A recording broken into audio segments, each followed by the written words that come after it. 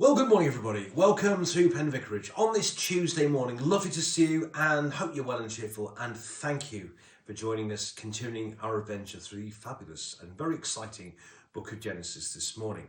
And today we're in chapter 41. Just to remind you of the context, Joseph is in prison, having been falsely accused by his master's wife of making a passover, which he didn't do, of course. And he'd been in prison for quite a while.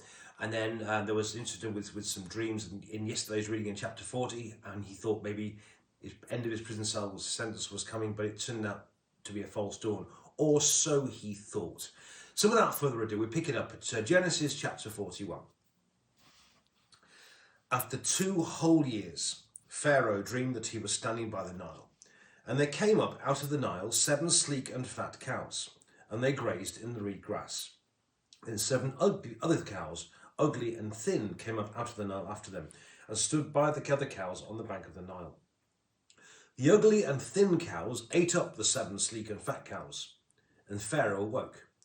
Then he fell asleep and dreamed a second time. 7 ears of grain, plump and good, were growing on one stalk. Then 7 ears, thin and blighted by the east wind, sprouted after them. The thin ears swallowed up the 7 plump and full ears. Pharaoh awake, and it was a dream. In the morning his spirit was troubled, so he sent and called for all the magicians of Egypt and all its wise men. Pharaoh told them his dreams, but there was no one who could interpret them to Pharaoh. Then the chief cupbearer said to Pharaoh, "I remember my faults today. Once Pharaoh was angry with his servants and put me and the chief baker in custody in the house of the captain of the guard. We dreamed on the same night, he and I, each having a dream with the same meaning. A young Hebrew was there with us, a servant of the captain of the guard. We told him. He interpreted our dreams to us, giving an interpretation to each according to his dream. As he interpreted to us, so it turned out. I was restored to my office, and the baker was hanged." Then Pharaoh sent for Joseph, and he was hurriedly brought out of the dungeon. When he'd shaved himself and changed his clothes, he came in before Pharaoh. And Pharaoh said to Joseph, "I have had a dream, and there is no one who can interpret it. I've heard it said that when you hear a dream, you can interpret it." Joseph answered Pharaoh, "It's not I, God will give Pharaoh a favourable answer." Then Pharaoh said to Joseph, "In my dream I was standing on the banks of the Nile, and seven cows, fat and sleek, came up out of the Nile and fed in the reed grass. Then 7 other cows came up after them, poor, very ugly and thin. Never had I seen such ugly ones in the land of Egypt. The thin and ugly cows ate up the first 7 fat cows, but when they'd eaten them, no one would have known that they had done so, for they were still as ugly as before. Then I woke, and I fell asleep a second time, and I saw in my dream 7 ears of grain, full and good, growing on one stalk, and 7 ears, withered, thin, and blighted by the east wind, sprouting after them. And the thin ears swallowed up the 7 good ears. But when I told it to the magicians, there was no one who could explain it to me." Then Joseph said to Pharaoh, "Pharaoh's dreams are one and the same. God has revealed to Pharaoh what he's going to do. The 7 good cows are the 7 years, and the 7 years are good years, and the dreams are one. The 7 lean and ugly cows that came up after them are the 7 years, as are the 7 ears blighted by the east wind. These are 7 years of famine. It is as I told Pharaoh. God has shown to Pharaoh what he's about to do. There will become 7 years of great plenty throughout all the land of Egypt. After them there will arise 7 years of famine, and all the plenty will be forgotten in the land of Egypt. The famine will consume the land. The plenty will no longer be known in the land because of the famine that will follow, for it will be very grievous. And the doubling of Pharaoh's dream means that the thing is fixed by God, and God will surely bring it about. Now therefore let Pharaoh select a man who's discerning and wise, and set him over the land of Egypt. Let Pharaoh proceed to appoint overseers over the land, and take 1/5 of the produce of the land of Egypt during the 7 plenteous years. Let them gather all the food of these good years that are coming, and lay up grain under the authority of Pharaoh for food in the cities, and let them keep it. The food shall be reserved for the land against 7 years of famine that are to befall the land of Egypt, so the land may not perish through the famine."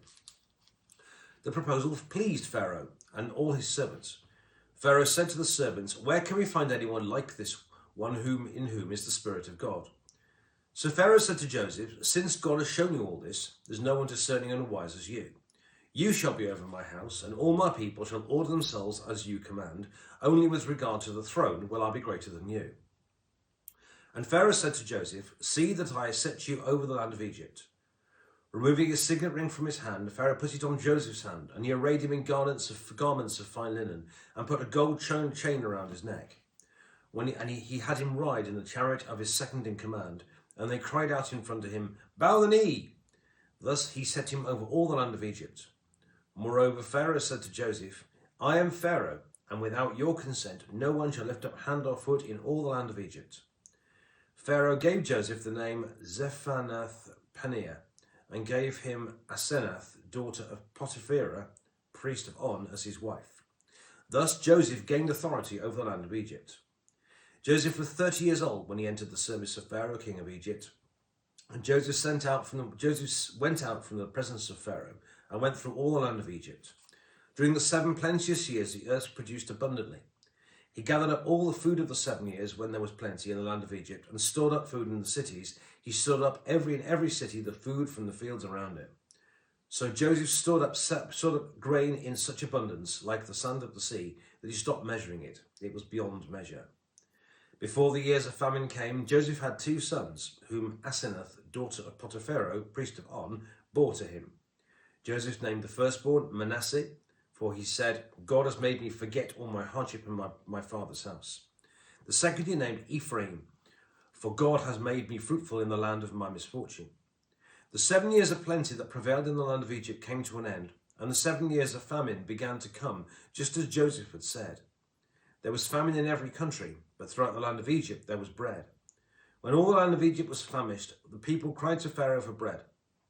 Pharaoh said to all the Egyptians, Go to Joseph. What he says to you, do." Since the famine has spread over all the land, Joseph opened all the storehouses and sold to the Egyptians, for the famine was severe in the land of Egypt. Moreover, all the world came to Joseph in Egypt to buy grain, because the famine became severe throughout the world. And this is the word of the Lord. Thanks be to God. Okay, quite a long read, but a very exciting one. Just 2 or 3 things briefly, if I may. Firstly, it started off by saying a further 2 years have passed. And I think what you need to kind of see here is that Joseph has been in prison for quite a long time now. And after what must have felt like a false dawn with the dreams with the baker and the cupbearer, he must have felt as though that had been a false dawn and he was going nowhere. And yet, what's interesting is here in chapter 41, if you like, things come together. And when that happens, Joseph's rise to power is absolutely meteoric. At the age of 30, it says, he became the second most important person in the land of Egypt. And in those days, Egypt was equivalent of a kind of superpower. It'd be a bit like being prime minister or something at the age of 30. That kind of, deputy president of the United States at 30, that kind of thing. So it must have felt for a long time for Joseph as though, what's God doing in this? And I'm sure we all feel like that sometimes. But when God's plan came into fruition, after the waiting, it came into fruition very quickly, very precisely, and in his rise to power is absolutely meteoric. So I think there's an incentive for us to remember to wait on God, but God knows what he's doing, and when God gets there, God really gets there. That's the first thing. Second thing that's quite noticeable is that Joseph clearly has this gift of being able to dream dreams. And Pharaoh kind of calls him out of his prison cell and everything else. And what is interesting here is that Joseph is very keen to say to Pharaoh that this isn't me being clever, this is God. God has provided these dreams, and God is the one who will tell you what the answer to this is. It's all about God's work in this. Notice that Joseph can discern the hand of God in everything. And Joseph doesn't take the credit for himself. It's not him being clever. He hasn't been on a course of dream interpretation at local university, Egypt University or something. He's got this because God shows him the dream. And all the magicians couldn't do it. All the wise men of Egypt couldn't do it. Because ultimately it had to be God. And God's wisdom is greater. And I do think it's interesting that later with the wise men who visit the baby Jesus, that the wise men come to visit the wisest person of all, the baby Jesus, a few hundred years later. But see here that Joseph sees and knows the hand of God in all these things and doesn't take the credit for it himself. The third thing is, and I think I suppose I'm a bit controversial here, but I'll chuck it out anyway. What is slightly concerning is just how Egyptian Joseph becomes. I suppose it's a point for kind of discussion, because a few hundred years later, of course, when the people of Egypt found themselves slaves in Egypt, it's noticed here that Joseph shaves, so he ends up looking, he looks Egyptian. He marries an Egyptian woman, in fact, the daughter of an Egyptian priest, in fact, and he does become very kind of Egyptian. And the name of the firstborn basically means I forget. I have forgotten the past. And in a sense, he does seem to have, to some extent, there is a danger here, I think, with Joseph, that he's kind of forgotten where he came from. And it's interesting, because he shaved his beard off and looks Egyptian, that's why his brothers don't recognise him when they come and see him in a couple of chapters' time. But I do think there is a concern here, even at this very early stage, just how Egyptian that Joseph became.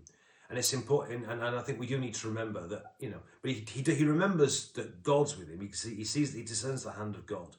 But I do think there's a slight concern here, just how Egyptian Joseph becomes. But more on that in the next few days. And my friends, so 3 things to watch this. Firstly, to wait on God. God knows what he's doing. But when Joseph came to power, it happened incredibly quickly. At the age of 30, he became a very, very important person indeed. Secondly, Joseph sees God at work and God in all things. But thirdly, just notice, just take note, if you like. It's good and it's complications of just how Egyptian Joseph became. And he forgot about his past, but to some extent, there's a question here as to whether he perhaps should have done that in quite the same way. But you can discuss that, and you'll answer at the bottom. Just a thought. God bless you.